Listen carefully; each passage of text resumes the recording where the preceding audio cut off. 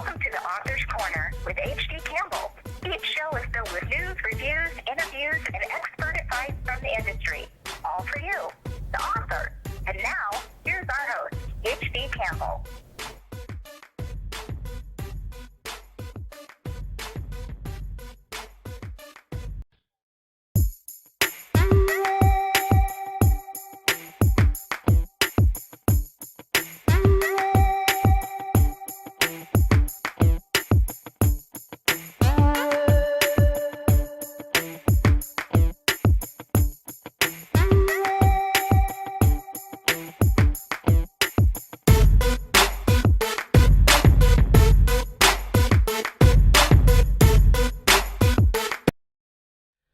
What happens when a man sentenced to be executed disappears from his cell hours before? Investigative reporter Mark Alexander must find the answers. Read H.D. Campbell's new masterpiece, Murder by Execution. In stores and at Amazon now. Just who is author H.D. Campbell, you ask? He's the multi-genre author you have yet to get to know. Once you open his books, you can have a romance, get wrapped up on a world of mystery and suspense, or you can go on a journey to stop an international incident. Log on to his new personal page at hdcampbell.weebly.com and look for it in the More section. Check out his latest blog tours, book signings, release dates, and more. Then get updates from his author, H.D. Campbell Facebook page for the most latest. Get to know H.D. Campbell and let your writing fill your spirit. The origin of the name. Of course, my first name is Vincent, and I wanted to, have something rather creative. So instead of putting B writer, D-A-E, I just put the letter D and put D writer because that's what I do. I write. Pretty cool. But I'm telling you, when I researched you, I saw all this stuff. It's like very unique name, very cool name, and it actually fits with everything that you're doing and everything that you have done. So it's pretty cool. My next question is, what first influenced you as a writer? My influence is based on somebody telling me I couldn't do it because I shared with someone I had the interest of writing a book, and they told me that they basically laughed and said it's easier said than done because they were already in their mind and established writers themselves, so they're trying to warn me that it's not as easy as I think it is, and that's what kind of attracted me to writing books. So in other words, someone tried to discourage you, and next thing you know, it's like, well, forget you, I'm doing my own thing anyway. Well, basically, the short version of the story, I used to be a spokesperson recruiter, and we had a service where we provided a service where you were trying to get into college, like a profile for you, with sort of like marks your abilities. Well, everybody couldn't afford the service, so I came up with an idea to write, a house book just to give them the odds and ends, and basically they would have to execute on their own as far as doing all the legwork. So I did that, and once I did that, I just sold books at events like football games and basketball games. And once I ran out of the 500 copies I printed, that was basically it. My writing career was over.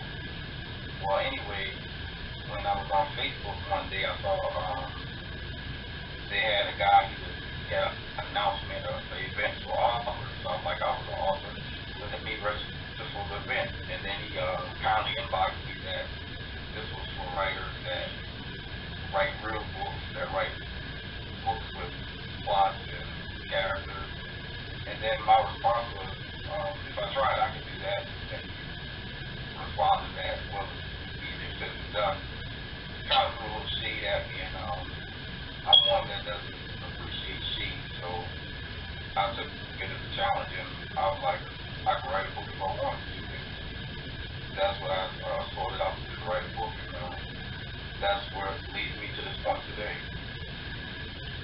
several books in, you know, and being very successful as a professional, how do you deal with the shade now? I have a goal in mind, and my goal is to, you know, be a relevant author, to be a successful author. So I can't let anything like shade stand in my way, because it's only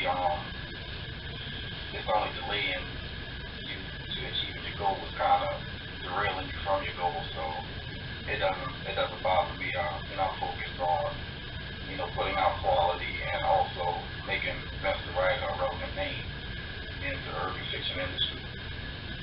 Okay. I want to talk about one particular title, but before I do that, I want you to give me all of your titles from your first title to your latest title. My very first title was Mega Dollars, Mega Problems. It's basically a story about a sanitation worker who won the lottery, and it kind of explains the fact that, you know, if you live life without money, sometimes, you know, even now the lottery is like $500 million, and, you know, you have a pile of bills on your table, and you're thinking, if I win this lottery, all my problems are solved, which is true. But when you do win the lottery, you have a whole nother set of problems waiting for you, so you kind of wash away your old problems, but you inherit new problems, and that's basically what the book details. After Mega Dollars, Mega Problems was the Do As I Say ebook series, and basically the idea of that was I try to get titles and ideas where it really impacts the urban community and also society as a whole. So domestic violence was kind of the idea that popped up into my head. But domestic violence is kind of like the cliche, the man meets the guy. So I did my research as far as if everything was reversed, if the man was the victim, and I found the statistics to be astounding, and I found it to be an interesting subject to talk about. And that's where the Do As I Say trilogy came into play. And then my latest title, Cheating Game. Also, I was looking for something that is prevalent in the urban community, and cheating is unfortunately one of them. So what I did was, you know, a question women ask is, why do men cheat? Why do men cheat? And the answer to that is, there's no one answer. Men have a variety of motivations, you know, in reference to why they cheat. I mean, it could be in their DNA, it could be a lack of attention, it could be, you know, a list of things. And that's why I sorted out, instead of having one character, to have three characters, so you can kind of get three different reasons why they're cheating. And that's why, as I stated, that's why I said just have one character to show him why he's cheating. I selected to do three different characters and show why they were cheating, and show, you know, their reasons why. Well, see, that's why I actually really wanted to go into the book. Without you telling me the book, I'm going to go get it myself. Why does the Cheating Game stand out amongst your other books? Why would it stand out? Now, why is it standing out? Because I'm looking at a lot of people's favorite books. As I go around and I ask people when I did the research, a lot of people love the Cheating Game. Well, it's a question that, you know, the question as far as why do men cheat is a question that has been, you know, decade after decade, generation after generation. It's a question that hasn't had a valid answer to, and the reason why is because there is no one answer, and the Cheating Game kind of depicts that it's not one answer, and that's why I detail these three guys in their lives and their journey to the decisions they make. But that's why, you know, I label it as three different guys, three different ways of cheating, and also three sets of consequences, because more than likely, you know, like I stated, you know, in an earlier interview,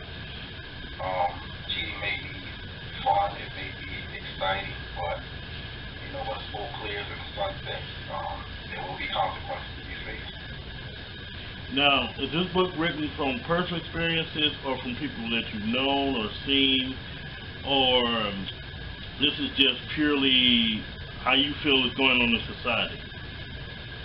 Well, it's a combination, because let's be real, I'm a mature man at a mature age, and I've been on both sides in my experiences, and I've also heard from male friends and female friends who have been on both sides. So it's a combination of everything that's put together, and the goal is to make one quality product, which is the cheating game. Okay. Well, my next question is, what type of author do you classify yourself as? What genre do you classify yourself as? What genre do I? Yeah, what genre do you classify yourself as the most? Or what style of writing do you lean towards? I label myself as an urban fiction author because first and foremost, I want to relate to the urban community. But I do also purposely try to have my work kind of like be universal, where you don't have to just be linked to the urban society to understand and to relate to the stories that I write. Okay. Now, again, doing the research on you, talking to people, you have a lot of fans. You have a lot of people that read your books, that love your books, and you've written, you've written several books. Does it still hit you that you still have a fan base, you have readers that want more and more, or are you still in that place where you don't see it yet still? Well, I see it a little bit, but I'm the type that I'm never really satisfied. I mean, until I reach a certain goal, and I see like I'm making strides. I can see strides, and I see people who both inboxing me and here and there in person that have throughout the community where I live in Baltimore come up to me and say good things about my work. And like I said, it's the way I see it, it's a fan base, but it's a small fan base, and it's growing. And I just plan to continue things and whatever I need to do to help it continue to grow. Okay. Well, my next question is, what do you like to do when you're not being an author, you're not going out to different events? What do you like to do when you're not writing? When I'm not writing, I like to work out. I like to watch sports, and I got all these cable channels, but I find myself watching the ID channel all the time. I think that's like the author's kind of thing. We all like that ID channel. I don't really know what it is, but we all love that ID channel. I can't answer it myself, so I wouldn't dare ask you what is it that attracts you to it. So. Yeah, I watch it all the time. I pass up HBO Showtime every night and find myself right on. Out here in Baltimore, it's 111. I find myself always on 111. See? And so you have like me, you have all the channels, and you just stick to one channel. No big deal. No judgment here. So, my next question is, do you have any events that are coming up? Anything you want to promote? Anything that's coming soon?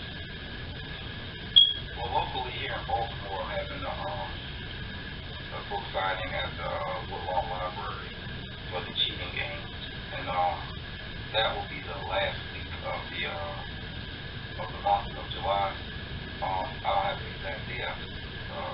Matter of fact, later on today, I'm supposed to meet with the library manager, but that is scheduled, and the cheating game will be the first paperback, because the Do As I Say was purposely an ebook series, so the cheating game will be my first official paperback as an author, as an urban fiction author. What's your publishing company? Who do you publish under?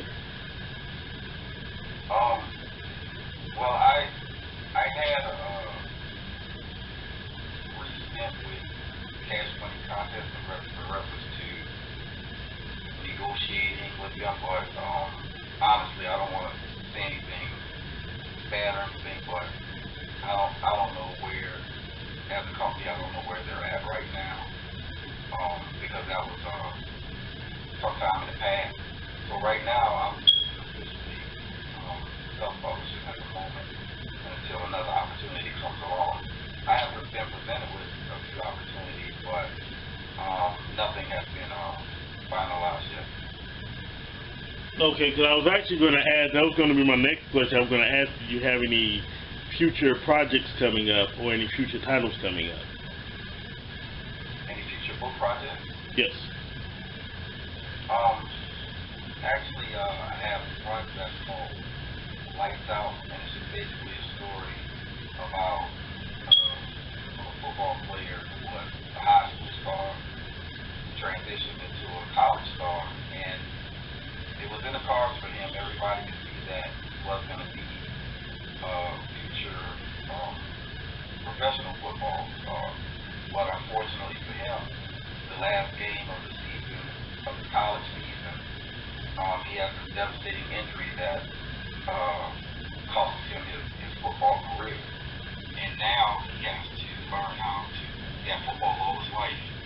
And he was presented as a football star all his life, but now he has to learn how to live life without football, and it's quite a challenge for him. And his girlfriend, longtime girlfriend, which is another main character, her challenge is she's been with a guy that's been a star and been adored all his life, but now she's with a guy basically lost because he don't know what his next move is going to be. And her challenge is, what does she do? Does she stay and try to support him, try to help him grow, or does she roll out and start over and look at just look at things as looking out for herself and solidifying her life? How soon do you see yourself finishing that project? Well, I think I may be like 2 months away from finishing this project. I feel good about the project, and I think it's going to be a story that a lot of people can relate to, because it wasn't, you didn't really see it certain times, but now you see it more when you see it, a star that's a basketball, football star, and then life after is not so great. Well, this guy, he doesn't become a football star, and he doesn't get the fortune, but he's accustomed to the fame, and he was expected to get the fortune. So it's interesting to see how his life takes turns from that, and it's interesting to see how he will respond to that. Okay. So who are some of your favorite authors? Excuse me? Who are some of your favorite authors? My favorite authors, I like reading Wahida Clark. I read Treasure Blue. I read a fellow New Orleanian author by the name of Shonell Bacon. Those are pretty much the three I'm pretty much reading actively. Okay. Well, when I mentioned earlier that you have a lot of people that read your books, I've talked to a whole lot of different people. My next question on that note is, how can people contact you, buy your books, get to know you, get to follow you, et cetera, et cetera? Well, on Facebook, I'm at Vince the Writer. On Instagram, I'm Vince_DeWriter, and the spelling on that is DWRITER. And my Amazon page is amazon.com/author/Vince the Writer. Okay. So I'm giving you the final word to where, do you have any advice for any new authors or new writers that are coming up behind you now? How can they get a foot in the door? Huh? Yeah, any advice you can get. For new authors, the only advice I have is to keep writing, because sometimes you can start something, you be excited about it, and once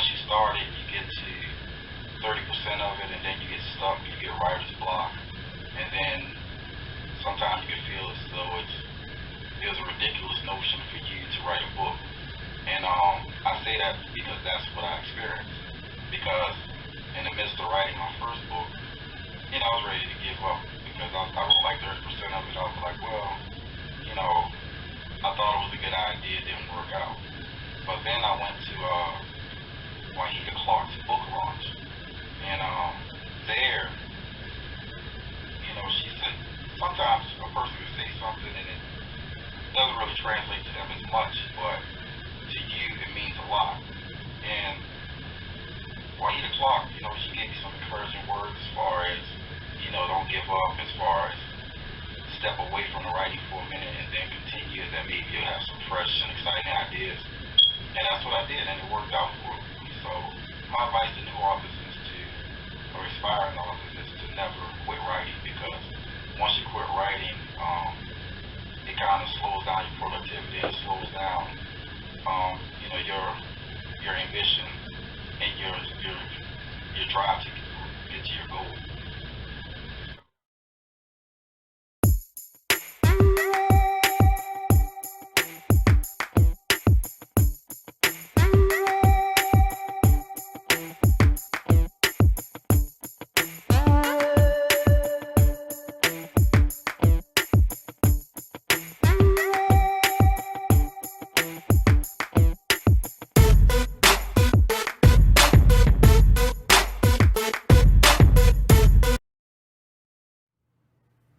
Need editing services?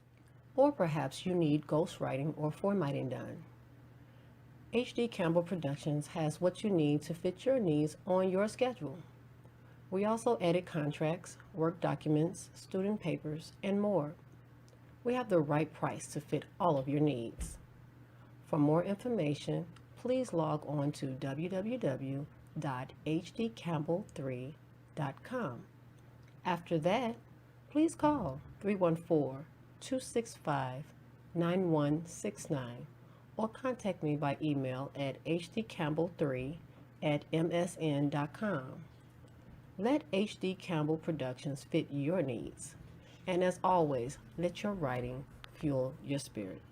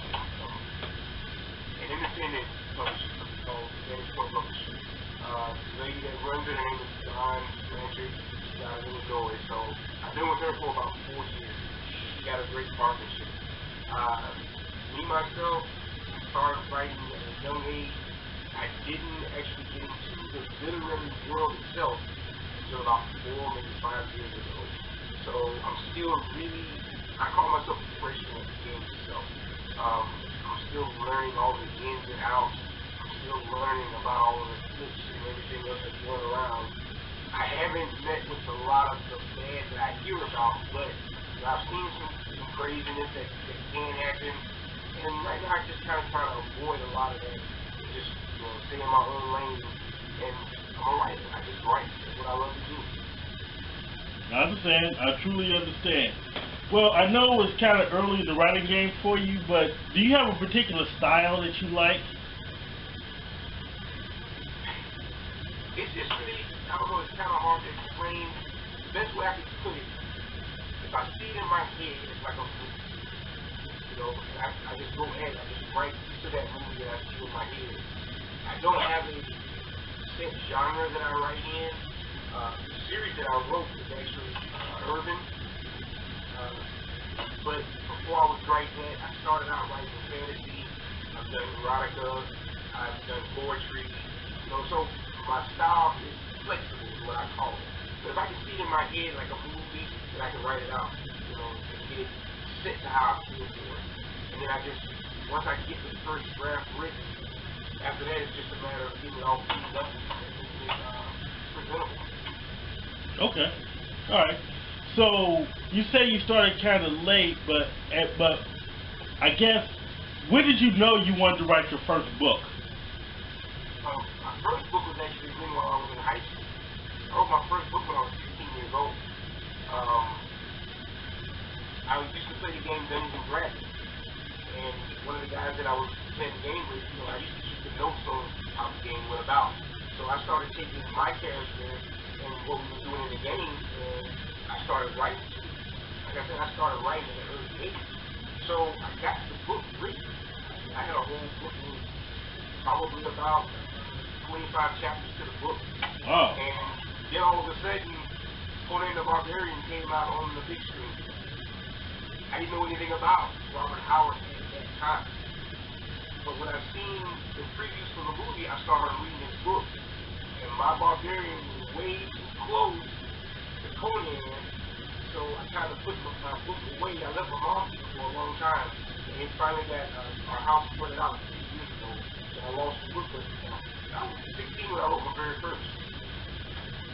Wow, man, but that's awesome though too, cause see, you kind of felt like I did, writing in high school, writing short stories, pretty much some cultivating characters, things like that. So that's pretty cool. I'm glad I'm not the only one. There's a lot of us that do that. So that's cool. I like that. Hang on me about, you know, my ninth grade English, especially their name was Western, used to just hang on me about taking it more serious. And that's what I started doing. And I found out that on top of just enjoying it, I actually had a love for writing. So I've always written. I've always written. So it's one of those things that, you know, once you get a love for it, that's what you just want to do. That I truly love. If you love it, you gotta do it. And don't let no one talk you out of it either. So my next question is, I'm gonna throw everything else away right now. Your book, your title for your book, just crossed my mind because as I did the research and did all the questions, I wanted to read Tainted. I need to know what Tainted is all about. All right. I'm gonna tell you how Tainted came about. I was in the hospital. I had leukemia. In the hospital, I was getting my chemotherapy, and I had gotten into reading urban literature. I kept reading the same stories over and over. It just seemed like basically I was reading different characters' names, but like I said, it's just the same story. So I was talking to my publisher, and she said some words that stuck. She said, "Doing something different, you need to write." And the moment she said that, I came up with this book. I Tainted is about a young lady who married into a situation that she didn't know anything about. She's a very innocent young girl. She's been living down here in Tampa since she graduated from high school, went to college down here with her best friend. The man she marries, she really does not know. She thinks she knows him, but she does not know him. He's a former, quote-unquote, gangster, but he's corporate. He wants to move out of the street. He wants to make a bigger name for himself. He's looking at the bigger picture than the street life. But his best friend is still more street than corporate. And the magic of the book is this young lady becomes her husband's pawn in this game of chess that she wants to play. She becomes the pawn. And from being this pawn, she grows into a queen. Meaning, he trains her to take over the business because his best friend is trying to kill her. She takes over this business, and through the lens of the books, because there's 3 of them, everything about this girl who was innocent at first changes. She's no longer this innocent young lady by the end of the 3rd book. She's no longer this shy girl that You know, you call, you know, the girl down the street, neighborhood girl down the street. There's something different about her. The way she walks, the way she looks, everything about her has changed. And it's all because she got put into this game that she didn't know she was going to end up being part of. The book is a lot different than what a lot of the other urban novels are, by way of, it's not a street novel. It's urban, but it's not street. It's got all of the drama and all of the feel of an urban novel.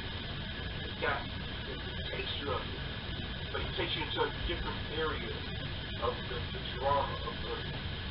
It gives you a different look at urban, a different set of eyes. I call it, like I said earlier, I call it silhouette. I wrote it, first thing came to my mind was Mario Puzo, the Godfather. We all know the Godfather. Oh, yeah. You know, so I wanted something along those lines, but I wanted it southern, and I wanted it urban. So when you read these books, Courtney Bond, she'll almost remind you of a young Michael Corleone. Growing up in a family that he knew what they did, unlike her, she didn't know what her husband did. But when he's thrust into it, he has to grow up. He has to become something different than what he was. You know, he has to come from going to law school or wanting to go to law school to becoming the head of the family. Courtney goes from being this young, innocent, you know, life is great kind of girl to running this multi-million-dollar company that has been run by a group of gangsters, and now her life is on the line. Her life, the life of her friends, the life of her family. All these lives are in her hands, and she has to change. She has to grow. Everything about her has to become something else. She becomes changed from the way she was. She's no longer the same young lady she was. See, this is the problem. See, I interview authors like you, and y'all just want me to try to spend my money by telling me your books, and now I want to buy the book now. So you know what? If you want me to spend my money, that's what I'm saying. Man, I gain new fans one reader at a time. I'm not looking to bum rush the stage. I don't want to gain a whole bunch of readers, you know, at one time. It feels unnatural. But if I get one reader to like what I do, to love what I do, and that reader passes it on to somebody else, and that reader passes it on to somebody else, that snowball effect. And that's what I'm looking for. One reader at a time. See, one big thing that I do admire about you is that you're very humble. That one reader at a time thing is extremely humble because of the fact that that's how you get more readers. And see, that was actually going to be one of my questions. I might as well bring it up now. How do you actually feel about knowing that you have fans and people that read your book? How does that feel? It's really crazy sometimes. But I finished writing Pain. A lot of people were happy. And I didn't know how it was accepted. But after it came out and the people did buy it at first, and they read it, and they started calling and sending me messages on Facebook and telling other people about it. It's like, when is book 2 coming out? I can't believe you ended it like this. What's going on? People were mad at me, but they weren't angry mad. They were excited mad. And I was already writing book 2. And I had book 3 in my head already. So, I was just gotta be a little patient with it. So it's fun to have people looking forward to something new that I put out. And I keep them energized because on top of the books that I write, I still write short stories. I still write my flash fiction stories. I still write a little poetry here and there. So they know that I stay busy. I still do my graphics. I'll post it up every now and then. So they still know that I'm busy. I'm still active. But there are always those people saying, okay, Gerald, I'm waiting for the next book. And I understand now what J.K. Rowling was feeling when everybody was waiting for the next Harry Potter book. You know, you get that nervousness. Anticipation. Are they going to like it? You know, are they going to compare it to the last one? So they say you get that nervousness, but it's a good nervousness. Because you know you put your all into it. So, this last book, man, I'm so proud of it. Because I've never written a series. I've just written stories. I've never written a whole book series. And doing these 3 books, this last book, I'm extremely proud of how it's come out. And I'm waiting for everybody to. I'm just waiting. It's just one of those things that, I think about it and I get to think, Kool-Aid man, Bob. I'm going to tell you, and this is just from my opinion, as far as writing series. I have 3 series myself. You'll never get used to it, and you'll always have 1 or 2 angry people hating the fact that you left something for the next book. They'll love you, but they'll hate you at the same time. Exactly. My girlfriend, man, she's like one of my biggest supporters, right? So she stayed on me about my book. And between the time I was writing book 2, she was like, okay, I know you're writing book 2, but when is book 3 coming out?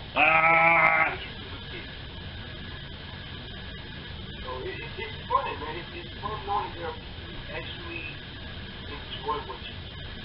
That's why I do it. I don't do it just for myself. I do it for myself because it's what I love. It's who I am. It's what I am. I tell people all the time, I'm all right. That's what I know. But it's something about knowing that there are people out there that love what you do, what you do, that makes it worthwhile. Yeah, I love that. Yeah, I love that.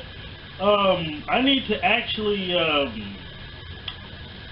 I actually need to get on you about something though. Something that you did. Well, how can I put this? How many Tenet books are there? There'll be 3 books in all. There's 2 out right now. They're both available in paperback and books. The last one will be coming out this month. All right, because don't let. Okay. No, you can take this as a threat, a promise, or whatever you want to. So let me read these 3 books and come to find out you done left me hanging by book 3. I'm finding you. I was No, like I've been saying, the 3rd book ties up the good. It really does. It ties up the good.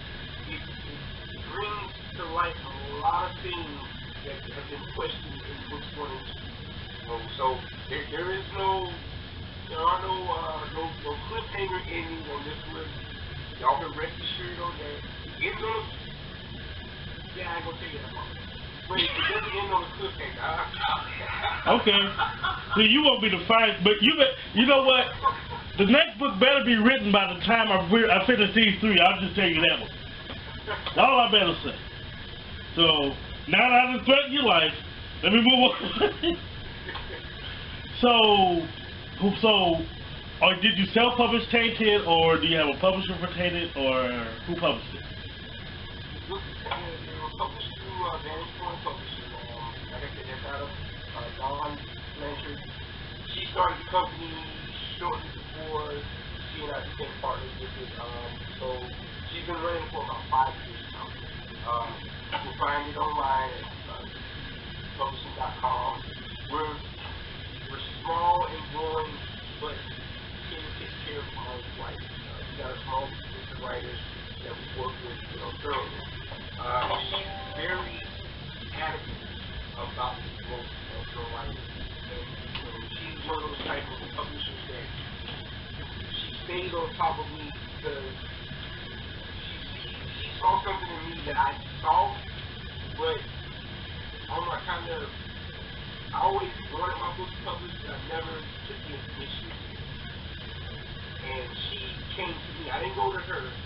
She was actually kind of sort of stalking me. Yeah. One of my fan pages on Facebook. And she just messaged me out of the blue one day and she said, what are you going to do with all of this writing? And I was like, I don't know. She said, okay, you're going to get published. And that's what happened. That's exactly how it happened. I got 2 other books before this. They were basically poetry books. I'm not really pushing those right now because I don't mind doing the poetry. I'm okay at poetry, but I'm not a poet. I'm a writer. So poetry is one of those things that I can do, but I don't lay on it. So I concentrate mainly on the book, and she helped me get through all that. She showed me what avenues I need to take to finally get myself to sit down, settle down, and get books done again. Because I hadn't completed these books in high school outright, but I got all these partially finished projects on my computer, and with her help, I finally started putting it all together. Tainted actually started, like I said, in the hospital. When I started writing Tainted, I wrote 8 chapters in 2 days. I finished the book before I got out of the hospital. We got it published maybe 2 months after I got out of the hospital. That was the fastest I've ever written any book. And then I started doing the Nano in November, so now I can write a book. I know I can write a book in 7 days. Cool. So with the publishing, she's very, very competent. She's very fluid in her knowledge of what publishing is. And between the 2 of us, we help our authors with the basics. Making sure that they're not giving us the first draft instead of the final draft and all that. So I'm happy where I'm at. And she's a good person to work with. So you said you write poetry books, you write flash fiction, you do all the stuff. What all do you write? What all do you write currently? Currently, I am writing. My main focus right now is psychological thriller. I hadn't gotten into it. I actually got one written that's coming out later on this year. It's about a female cop that female cop that wants serial killers. I'm working on the second book for that, and I also got 8 books I'm working on. That's how crazy my life is. So I got a couple of I got one horror story I'm working on. Also going to school to learn script writing. So got to add that in the mix. There's writing to do with all of that. I got 3 other urban stories that I'm working on. And I got about 5 short urban stories that I do that are part of a series of books that once I get the script writing done, we're going to try to do for like webisodes. Okay, cool. See, you got too many irons in the fire like I do. You got shows, you got all this other stuff. You're trying to be me. You can't be me trying to get everything done at once. But you know what? Guess what? I can't get it all done, but somehow I do. I don't know. Now I guess that's how we do. So. If we don't keep busy, then something else will come in there and make us busy anyway. So. Oh hell yeah. Busy doing something that we want. So, hey, like I say, I don't mind being busy. I know you don't either. So switching gears, who are some of your favorite authors? Well, like I said, in the beginning I didn't know him, but I have actually read just about everything that Robert Howard wrote. Once I found out about Conan, I actually started collecting his books. I got his first full set of 12 that a guy gave me when I was in college over in Tampa. The oldest was copywritten back in 1960, and they were in really good condition. So I got that full set of 12, and some others that came off. I'm a big fan of James Patterson. I can see it in the back of my head one of these days. He and I are going to sit across the table and I'm going to, Q&A him on how he, keeps up with his writing. I've read a lot of stuff by I've read a lot of stuff by Edgar Allan Poe. It's just the list goes on and on. It's just I read so much, I don't even keep a list of the number of people that I've read because of the amount of books I read. I mean, I got books in my closet, I got books on my Kindle, and I'm still, I go to bed at night reading. Sometimes I wake up in the morning and I get to read before I start working on my writing. I just read a book by Rebecca Graham the other day. Ooh. That caught my attention. It was something under the bridge, I believe it is, but it was a great little story about a young slave that got killed, got hung on this bridge, and he basically, I wouldn't say haunted the bridge, but he survived for several generations, always worried about what happened to everybody after he had died. And the book itself was a quick read, but at the end, and I don't want to give it away to anybody, the ending is what you want to get to, because the ending is a poignant ending in the way it had to be. I was like, I wasn't expecting it. I should have been, but I wasn't expecting it. My father, I was glad that I was told me I should be. So she was another one of those ones that I'll probably ask my reading list. See, I've got a problem with this interview right now, and I think I'm about to shut it down. Because, see, the problem is, number one, you like James Patterson. I like James Patterson. Like Edgar Allan Poe. I like Edgar Allan Poe. I've been helping promote Rebecca Graham. Are you trying to read my bio or some mess? Because, like I say, I can shut this down right now if you ain't trying to take this interview. You're trying to do my life. You can't do my life, dog. I'm telling you. You know that wall ring back. I was just trying to mimic who you are. That's all it is. But you know what? You can always look at it another way. Great minds always think alike. You think of it like that. Because, see, those are all... There's a blood of writers out there. And I applaud anybody that really sit down and do what I do. Because it's not... A lot of people think that it is. But it's not easy to get what you got in your head out. I tell people all the time, there's a story in all of us. I honestly believe that there's a story in every last one of us. But not all of us can actually write that story. I truly understand. Like you said, I truly understand. It just takes a certain writer to write that story. Always. Exactly. And I applaud the people who do it. That's my only concern with a lot of the new authors that are coming out. My only concern is that they're turning in what the first draft. They're not turning in edited work. And that's what we need to stop. We need to stop the unedited work that's being running into our system. Because, and this is to anybody who's writing. Make certain that what you're giving out is the best that you can put your name on. You know what I'm saying? I made that mistake once. My second book, we tried a new editor, and we didn't realize that one of my readers came and I found about 10 small errors in that. 10 small errors to me, that's a lot. Yes. That's a lot. To me, that's 10 too many for my sake. Because I don't want I feel that many books don't ever prove what you want to be supposed to be. I don't want to open up a book and the first page is literature.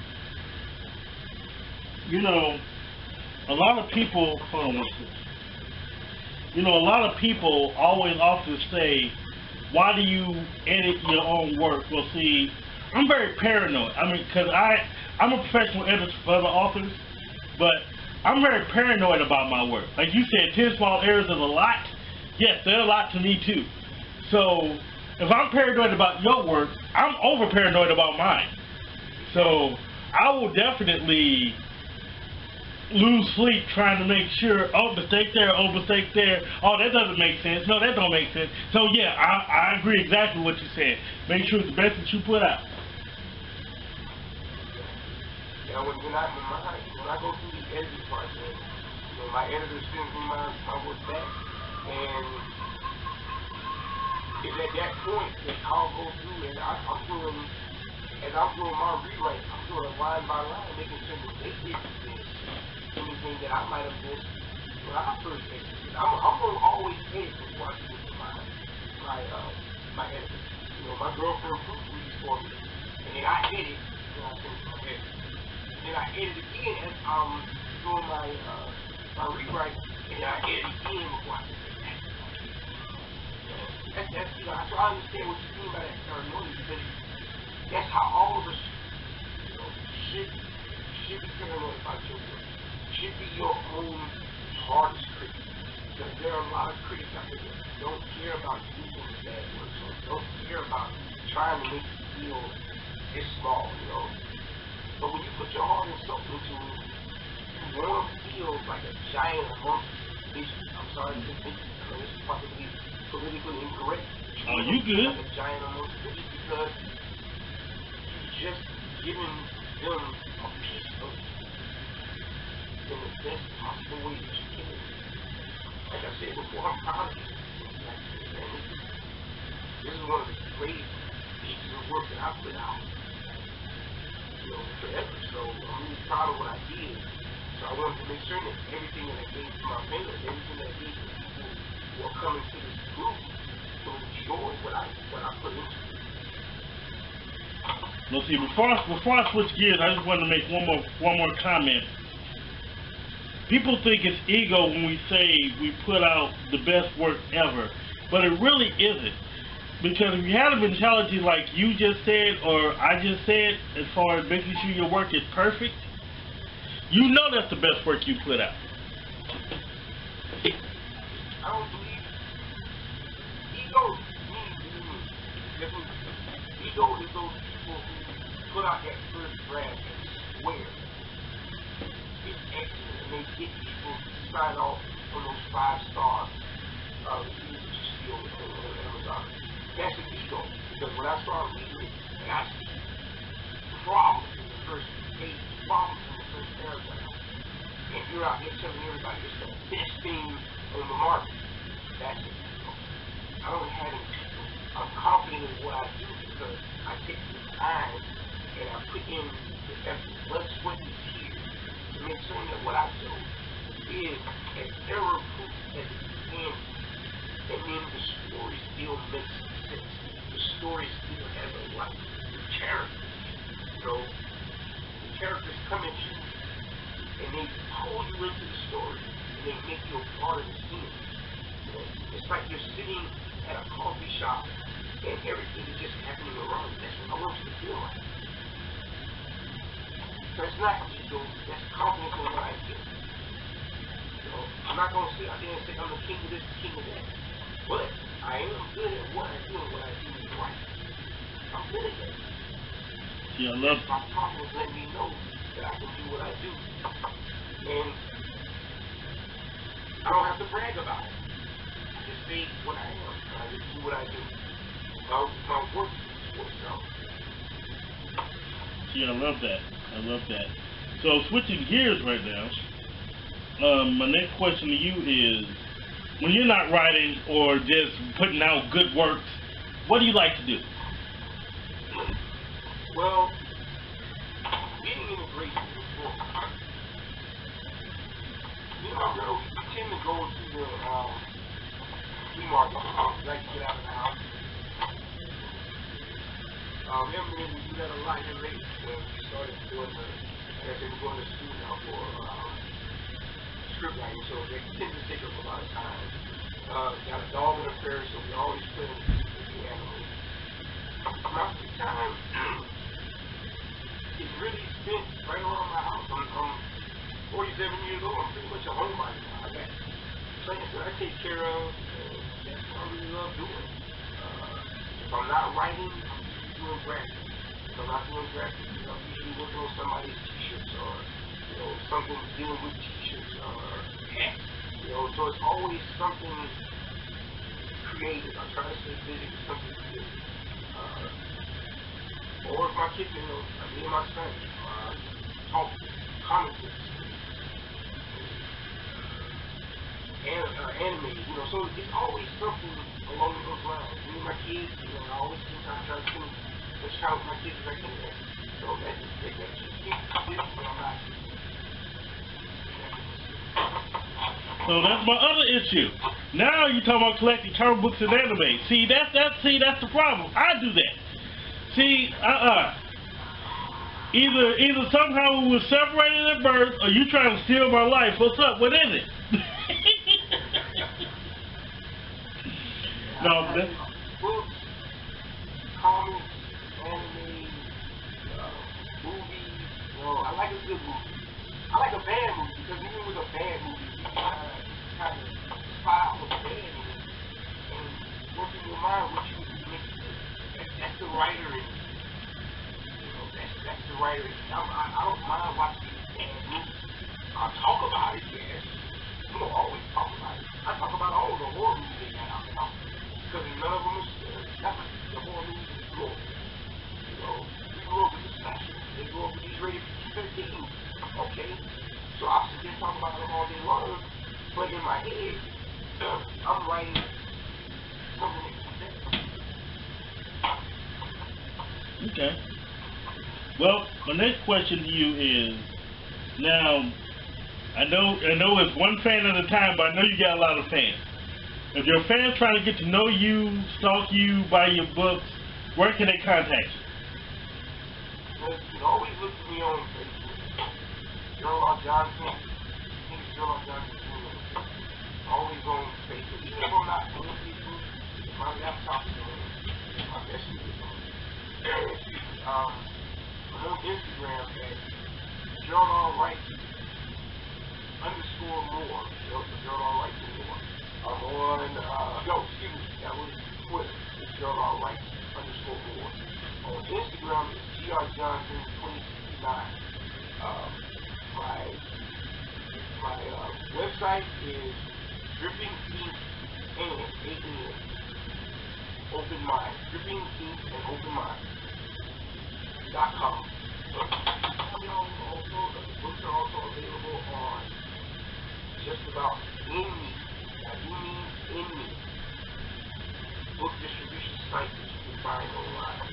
Amazon, Bookstore, Barnes & Noble. The way our company is set up,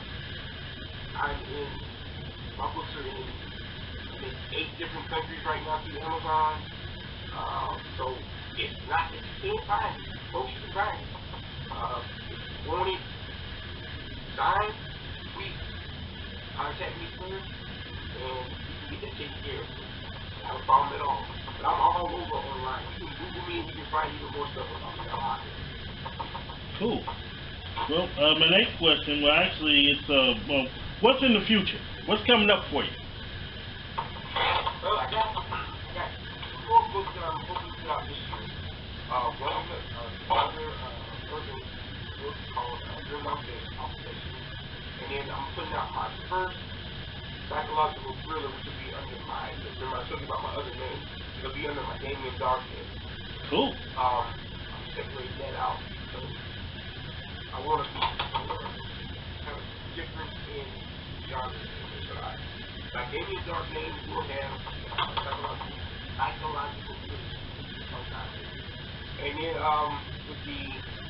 the near future, the plans are to start writing scripts on a lot of the books that I have out. I want to be able to write the book, and then my girl is going to write the script, so we have the full set right there. And then eventually, I want to see my work on the big screen. That's the big picture. I want to see, especially tennis. These tennis books make a great movie. And then the psychological thriller, once everybody starts reading it, it does that. And also a great movie, a great movie as well. But I really do want to change it on the big screen. You know, maybe within the next 5 years, if I can get that. Cool. Well, I want to, before I get to my last question, I want to ask you just a side question. Is your Damien Darkman going to be spelled like the comic book, or just a different way of spelling? Damien is either a little bit darker as the writing tone. That's why I was a little separate Gerald, but the styles are not so far off other than the darker side. It allows me to dig deeper into the psychology of the mind, especially on the serial killer side. It was fun doing the research just so that we could get that put together. But writing with that, you know, under that auspice, it gives me a little bit more of to me, it probably won't make that much of a difference from the game. It gives me a little more leeway to write a little bit darker than what urban books are. The urban books are more flashy and gritty. Psychological thrillers are going to be darker, the dark gray tone, the black tone. Picture CSI or Criminal Minds kind of thing. Now you want me to read more. See, you're trying to get me. You're trying to take my money. You already took my money for 10. I'm reaching into your pocket. I'm just going to put it out there. I'm reaching into your pocket, but I'm also reaching out to you to help me reach the other pocket. All right, don't take no offense at this, but don't take no offense at this. But I tell people all the time, just shut up and just take my money. There you go. Shut up and just take my money. So I enjoy like, and that's the fun part, like talking to people about. So like, you know, not just talking about the book, we're talking to people about learning to have experience, like, you know, when people see these here, you know, that's the thing that one book over there, they see that, and then I tell them I got this here, that's the thing that two books over there. You know, and what you need, like, so you really go for it, you know, and you start talking about it, you know, it gets invested. I've had people, you know, just stop and get them to stop and listen to what they want to say. That's the sale. I don't have to say buy it. The sale is just them stopping and listening about my special what. That's what I'm talking about. So for my final question is, do you have, which you've actually been dropping knowledge this whole interview, I don't know if you know this or not, but you've been dropping all types of knowledge. But is there any final word or any final piece of advice for any new authors or new writers coming up that you already haven't said? One of my biggest things that I tell all the people who are coming into the company is, right, if you're gonna say you're a writer, you gotta write. That means pretty much write some shit. Even if you just write 100 words, you gotta put in that word so that your mind stays on the fact that you're right. The next time you gotta write a little bit today. And again, once you get done with what you do, don't turn in that final draft or the first draft as your final draft. Make certain that what you're giving your fans, what you're giving the public, is very best that you can put out. You know, that it's something that you're going to be excessively proud with your name. Not just pseudonym. I understand that there's a lot of authors that can use a pseudonym. I'm talking about something that you will put your name on. I won't put nothing out that I will put Gerald or Johnson. I won't do that. Because if I can't put my name up, I gotta hide behind something else. It's not worth putting out. It's how I feel. So,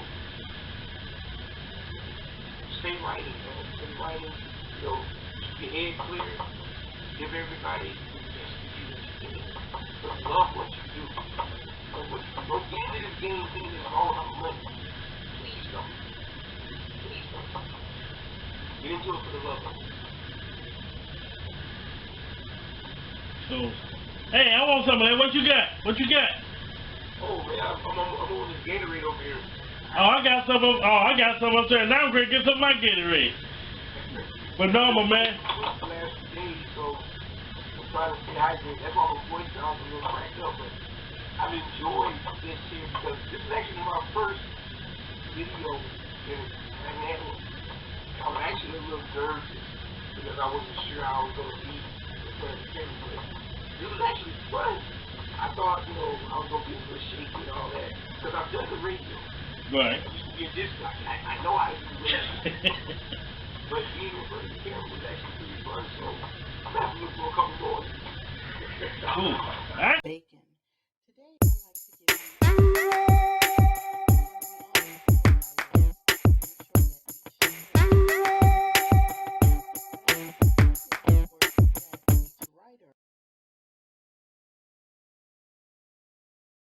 Hi, this is Luna Charles.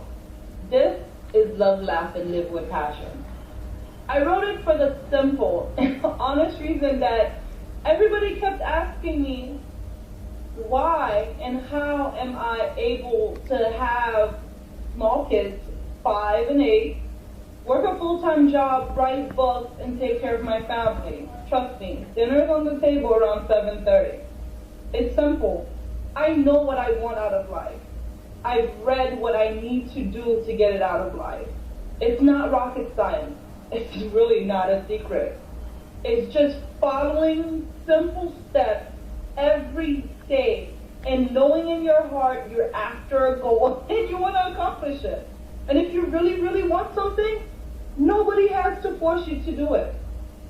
22 exercises, 22 weeks, half a year, not even, to make your life where you need it to be. Stop making excuses and go after the life you want. Love, laugh, and live with passion. It's very simple. Do it with passion and live and love and have a wonderful life. Need editing services? Or perhaps you need ghostwriting or formatting done. HD Campbell Productions has what you need to fit your needs on your schedule. We also edit contracts, work documents, student papers, and more. We have the right price to fit all of your needs. For more information, please log on to www.hdcampbell3.com. After that, please call 314-265-9169 or contact me by email at hdcampbell3@msn.com. Let HD Campbell Productions fit your needs. And as always, let your writing fuel your spirit. Hey there, everyone. This is author, editor, and educator Shonell Bacon. Today, I'd like to give you an editing tip. You know, we always tell writers to make sure that each story is professionally edited, but I think it's equally important that each writer is a fairly competent self-editor. And a lot of times when people think about editing, they think about starting at page 1 and reading and editing through till the end. What I like to do is make passes through my work. So for example, I might do one edit pass just looking at dialogue to make sure dialogue is revealing character as opposed to just telling stuff to the reader. Another pass I like to do is character development to make sure that all my characters are fully fleshed out, realistic. I also like to make passes for main plot and subplots. But one that I want to talk about for a couple seconds is chapter and scene developments. It's something that I often tell my editing clients. You want to make sure that your beginnings and your endings of chapters and scenes do something, work for your reader, particularly the endings. So one edit pass you can do is for scene and chapter endings, to make sure you end them on cliffhangers, if you will, because you want to propel and compel your reader to keep reading. And if you end a scene in a way that doesn't do anything for the main plot or any of the subplots, that just finishes a conversation, for example, as opposed to make the reader wonder what's going to happen next, then you fail slightly as a writer. So one edit that I definitely suggest is to look at your endings of your chapters and of your scenes to make sure you pack a punch. If you have issues with that, you might look at TV shows, because endings of scenes before they cut to commercial always have that, oh, I can't believe they went to commercial. And you know, you've had at least one time that moment where you just need to know what happens and you're sitting there waiting for commercials to end. You want your reader to have that same feeling when they're reading your story. I hope this helps. Thank you for watching.